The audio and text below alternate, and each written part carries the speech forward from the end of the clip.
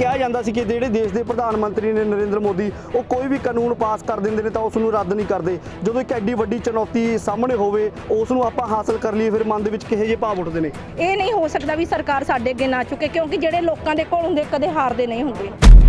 Captain ਸਾਹਿਬ ਕਹਿੰਦੇ ਜੇ ਮੈਂ ਕਾਂਗਰਸ ਦੇ ਵਿੱਚੋਂ ਅਸਤੀਫਾ ਦਿੱਤਾ ਤਾਂ ਇਹ ਮਸਲਾ ਹੱਲ ਹੋਏਗਾ। ਇਹ ਬਿਲਕੁਲ ਝੂਠ ਹੈ, ਉਹਦੇ ਚਾਲਾਂ ਨੇਗੀਆਂ। ਇਹ ਹੈ ਵੀ ਅਸੀਂ ਪੂਰੇ ਜਵਾਬ ਦੇ ਕੇ ਆਵਾਂਗੇ ਦਿੱਲੀ ਨੂੰ ਵੀ ਮੋਦੀ ਨੂੰ ਜਮੀ ਬਿਲਕੁਲ ਜੜ੍ਹਾਂ ਪੱਟ ਦਾਂਗੇ ਅਸੀਂ।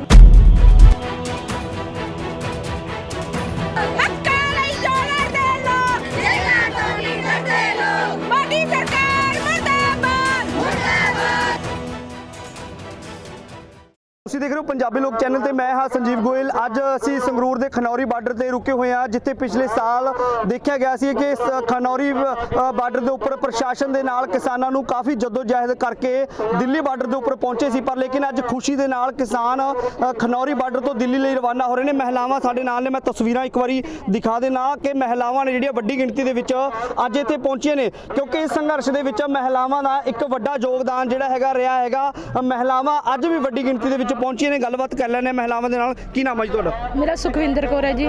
ਪਿਛਲੇ ਲੰਮੇ ਸਮੇਂ ਤੋਂ ਸੰਘਰਸ਼ ਦੇ ਨਾਲ ਜੁਟੇ ਹੋਏ ਹੋ, ਕੀ ਲੱਗਦਾ ਕਿ ਹੁਣ ਮਹਿਲਾਵਾਂ ਦੀ ਇੱਕ ਵੱਡੀ ਜਿੱਤ ਹੋਈ ਹੈ? ਹਾਂਜੀ, ਬਹੁਤ ਵੱਡੀ ਜਿੱਤ ਹੋਈ ਹੈ। ਅਸੀਂ ਜਿੱਥੇ ਭਰਾ ਨੇ ਸਾਡੇ ਉਹਦੇ ਅੱਧ ਦੀਆਂ ਮਹਿਲਾਵਾਂ ਨਾਲ ਜਾਂਦੀਆਂ ਨੇ। ਜਦੋਂ ਮਰਦ ਦੇ ਨਾਲ ਔਰਤ ਮੋਢਾ ਜੋੜ ਲੈਂਦੇ, ਕੋਈ ਲੜਾਈ ਹਾਰੀ ਨਹੀਂ ਅੱਜ ਤੱਕ। ਕਿੰਨੇ ਕੁ ਸੰਘਰਸ਼ਾਂ ਦੇ ਵਿੱਚ ਜਾਂਦੇ ਰਹੇ ਹੋ ਤੁਸੀਂ?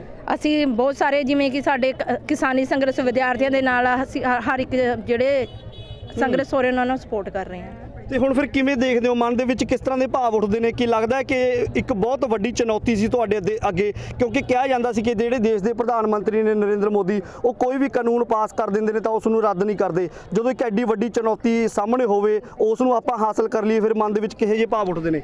ਜੀ ਪਹਿਲਾਂ ਅਸੀਂ ਛੋਟੇ ਪਿੰਡਾਂ ਵਿੱਚ ਘੋਲ ਲੜੇ, ਜਦੋਂ ਅਸੀਂ ਉਹ ਨਹੀਂ ਹਾਰੇ, ਫਿਰ ਅਸੀਂ ਮੋਦੀ ਸਰਕਾਰ ਦੇ ਨਾਲ ਪੰਗਾ ਲਿਆ।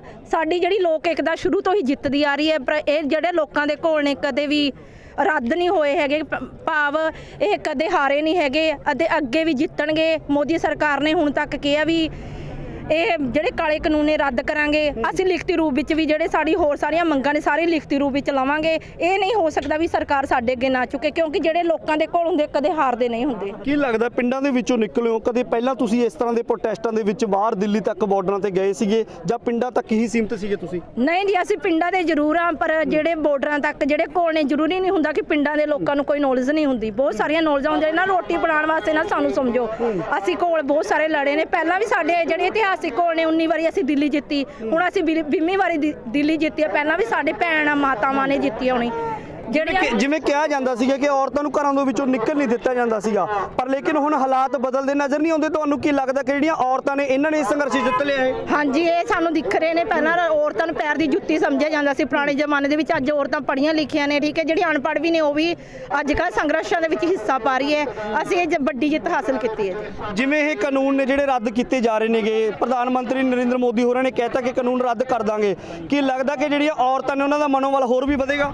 ਹਾਂਜੀ, ਮਨ ਵਧੂਗਾ।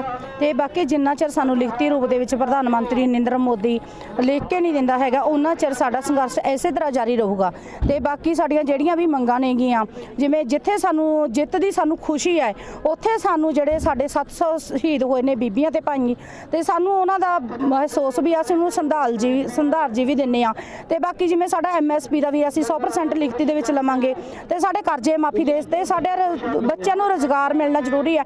ਤੇ ਸਾਡੇ ਹੁਣ 6-6 ਫੁੱਟ ਦੇ ਜਵਾਨ ਸੜਕਾਂ ਤੇ ਰੁਲਦੇ ਫਿਰਦੇ ਨੇ, ਇਹਨਾਂ ਦੇ ਆਪਦੇ MLA ਨੂੰ ਗਿੱਠ-ਗਿੱਠਦਿਆਂ ਨੂੰ ਨੌਕਰੀਆਂ ਦਿੱਤੀਆਂ ਨੇਗੇ ਵੀ ਅਸੀਂ ਇਹ ਸਾਰਾ ਕੁਝ ਲਿਖਤੀ ਰੂਪ ਦੇ ਵਿੱਚ ਲੈਣਾ ਹੈ। ਉਹਨਾਂ ਚਿਰ ਸਾਡਾ ਇੱਥੋਂ ਸੰਘਰਸ਼ ਨਹੀਂ ਹੋਊਗਾ। ਸਾਨੂੰ 1 ਸਾਲ ਹੋ ਗਿਆ ਤੇ ਤੁਸੀਂ ਦੇਖ ਲਓ, ਬੀਬੀਆਂ ਇੱਕ ਦਿਨ ਪੇਕੀ ਨਹੀਂ ਜਾਂਦੀਆਂ ਹੈਗੀਆਂ ਬੱਚਿਆਂ ਨੂੰ ਛੱਡ ਕੇ।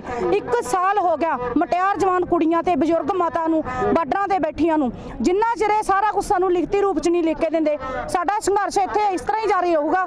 ਅਸੀਂ ਇੱਥੋਂ ਹੱਲਣ ਵਾਲੇ ਨਹੀਂ ਹੈਗੇ। ਕੈਪਟਨ ਸਾਹਿਬ ਕਹਿੰਦੇ ਜੇ ਮੈਂ ਕਾਂਗਰਸ ਦੇ ਵਿੱਚੋਂ ਅਸਤੀਫਾ ਦਿੱਤਾ ਤਾਂ ਇਹ ਮਸਲਾ ਹੱਲ ਹੋਏਗਾ। ਇਹ ਬਿਲਕੁਲ ਝੂਠ ਹੈ, ਉਹਦੇ ਚਾਲਾਂ ਨੇਗੀਆਂ। ਪਹਿਲਾਂ ਉਹਨੇ ਗੁਟਕਾ ਸਾਹਿਬ ਦੀਆਂ ਸੌਹਾਂ ਖਾ ਕੇ ਉੱਥੋਂ ਮੁੱਕਰਿਆ, ਜਦੋਂ ਉਹਨੇ ਤਾਂ ਇੱਕ ਕਾਂਗਰਸ ਦੇ ਵਿੱਚੋਂ ਖਹਿੜਾ ਛੜਾਇਆ। ਉਹਨੂੰ ਪਤਾ ਸੀ ਵੀ ਨਰਿੰਦਰ ਮੋਦੀ ਨੇ ਤਾਂ ਹਾਰ ਨਹੀਂ ਹੈ, ਵੀ ਫਿਰ ਇਹ ਸਾਰਾ ਮਸਲਾ ਮੇਰੇ ਕੋਲ ਨਹੀਂ ਹੋਊਗਾ। ਉਹ ਤਾਂ ਡਰਦਾ ਭੱਜਿਆ, ਕੋਈ ਉਹਦੇ ਮਾਰੇ ਨਹੀਂ ਮਸਲਾ ਹੱਲ ਹੋਇਆ। ਇਹਦਾ ਮੋਦੀ ਸਰਕਾਰ ਦੀਆਂ ਜੜਾਂ ਹਲਿਆਤੀਆਂ ਸੰਘਰਸ਼ਾਂ ਨੇ, ਤਾਂ ਕਰਕੇ ਇਹ ਮੰਗ ਮੰਨੀ ਗਈ ਆ।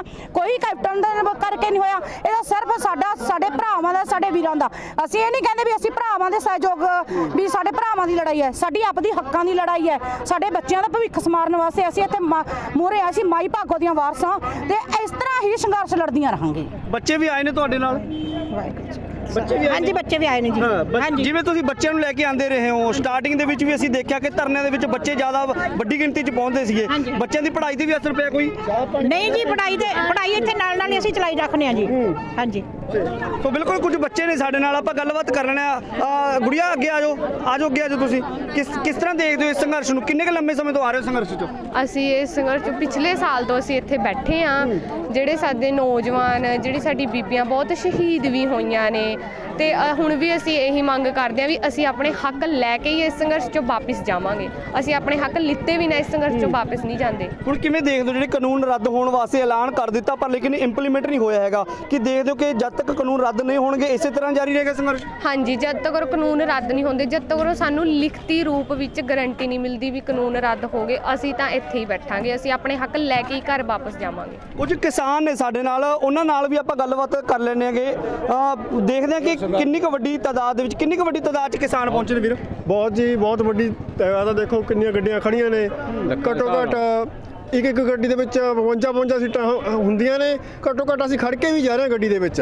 ਉੱਪਰ ਬੈਠੇ ਨੇ ਬਹੁਤ ਸੰਗਤ, ਬਹੁਤ ਉੱਪਰ ਬੈਠੀ ਹੈ ਤੇ ਲੰਮੀਆਂ ਕਤਾਰਾਂ ਲੱਗੀਆਂ ਹੋਈਆਂ ਨੇ ਟਰੈਕਟਰ ਟਰਾਲੀਆਂ 'ਚ। ਅਸੀਂ ਬਹੁਤ ਹੀ ਇਕੱਠ ਕਰਕੇ ਆਏ ਹਾਂ। ਇਹ ਹੈ ਵੀ ਅਸੀਂ ਪੂਰੇ ਜਵਾਬ ਦੇ ਕੇ ਆਵਾਂਗੇ ਦਿੱਲੀ ਨੂੰ ਵੀ ਮੋਦੀ ਨੂੰ ਜਮੀ ਬਿਲਕੁਲ ਜੜ੍ਹਾਂ ਪੱਟ ਦਾਂਗੇ ਅਸੀਂ। ਸੋ ਬਿਲਕੁਲ ਦੇਸ਼ ਦੇ ਪ੍ਰਧਾਨ ਮੰਤਰੀ ਨਰਿੰਦਰ ਮੋਦੀ ਦੀਆਂ ਜੜ੍ਹਾਂ ਹਿਲਾਉਣ ਦੀਆਂ ਗੱਲਾਂ ਕੀਤੀਆਂ ਜਾ ਰਹੀਆਂ ਨੇ। ਤੁਹਾਨੂੰ ਮੈਂ ਕਾਫਲੇ ਦੀਆਂ ਕਿ ਜਿਹੜੀਆਂ ਵੱਡੀਆਂ ਤਸਵੀਰਾਂ ਨੇ ਉਹ ਤੁਹਾਡੇ ਤੱਕ ਜ਼ਰੂਰ ਪਹੁੰਚਾ ਦੇਣਾ।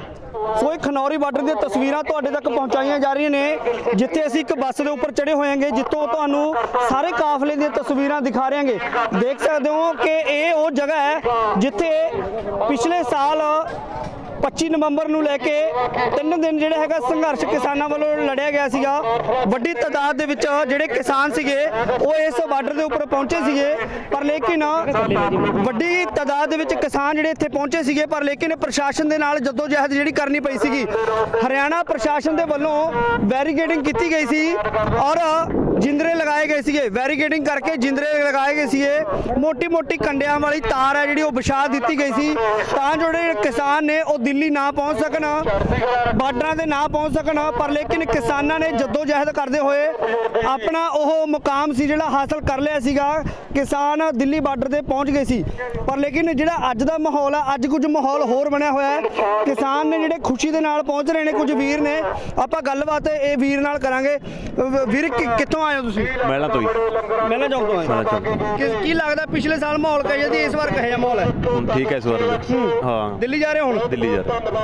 ਸੋ ਵੀਰ ਦਿੱਲੀ ਜਾ ਰਹੇ ਨੇ, ਖੁਸ਼ੀ ਦਿੱਲੀ ਜਾ ਰਹੇ ਨੇ। ਸਾਰੇ ਨੌਜਵਾਨ ਬੈਠੇ ਨੇਗੇ, ਬਜ਼ੁਰਗ ਨੇ, ਬੱਚੇ ਨੇ। ਤਸਵੀਰਾਂ ਦੇ ਵਿੱਚ ਦੇਖ ਸਕਦੇ ਹੋ ਤੁਸੀਂ ਕਿ ਜਿਹੜੀਆਂ ਇਹ ਤਸਵੀਰਾਂ ਹੈਗੀਆਂ ਪੰਜਾਬੀ ਲੋਕ ਚੈਨਲ ਦੇ ਜ਼ਰੀਏ ਤੁਹਾਡੇ ਤੱਕ ਇਹ ਤਸਵੀਰਾਂ ਨੇ ਜਿਹੜੀਆਂ ਪਹੁੰਚਾਈਆਂ ਜਾ ਰਹੀਆਂ ਨੇਗੀਆਂ। ਤੁਹਾਨੂੰ ਦੱਸ ਦਈਏ ਕਿ ਦੇਸ਼ ਦੇ ਪ੍ਰਧਾਨ ਮੰਤਰੀ ਨਰਿੰਦਰ ਮੋਦੀ ਹੋਰਾਂ ਵੱਲੋਂ ਜਦੋਂ ਐਲਾਨ ਕੀਤਾ ਗਿਆ ਕਿ ਜਿਹੜੇ ਖੇਤੀ ਕਾਨੂੰਨ ਨੇ ਉਹ ਰੱਦ ਕੀਤੇ ਜਾਣਗੇ, ਤਾਂ ਜੋ ਹੀ ਜਿਹੜਾ ਹੈਗਾ ਕਿਸਾਨਾਂ ਦੇ ਵਿੱਚ ਖੁਸ਼ੀ ਦੀ ਲਹਿਰ ਤਾਂ ਜ਼ਰੂਰ ਪਾਈ ਗਈ, ਪਰ ਲੇਕਿਨ ਉੱਥੇ ਕਿਤੇ ਨਾ ਕਿਤੇ ਕਿਸਾਨਾਂ ਦੇ ਵਿੱਚ ਇਹ ਵੀ ਗੱਲ ਨਿਕਲ ਕੇ ਸਾਹਮਣੇ ਆਈ ਕਿ ਜਦ ਤੱਕ ਲਿਖਤੀ ਰੂਪ ਦੇ ਵਿੱਚ ਇਹ ਕਾਨੂੰਨ ਰੱਦ ਨਹੀਂ ਕੀਤੇ ਜਾਣਗੇ ਔਰ ਕਿਸਾਨਾਂ ਦੇ ਜਿਹੜੀਆਂ ਹੋਰ ਮੰਗਾਂ ਨੇ ਉਹ ਨਹੀਂ ਮੰਨੀਆਂ ਜਾਣੀਆਂ, ਉਦੋਂ ਤੱਕ ਇਹ ਸੰਘਰਸ਼ ਆ ਜਿਹੜਾ ਉਹ ਖਤਮ ਨਹੀਂ ਕੀਤਾ ਜਾਵੇਗਾ। ਪੰਜਾਬੀ ਲੋਕ ਚੈਨਲ ਦੇ ਲਈ ਸੰਜੀਵ ਗੋਇਲ, ਖਨੌਰੀ ਬਾਰਡਰ, ਸੰਗਰੂਰ।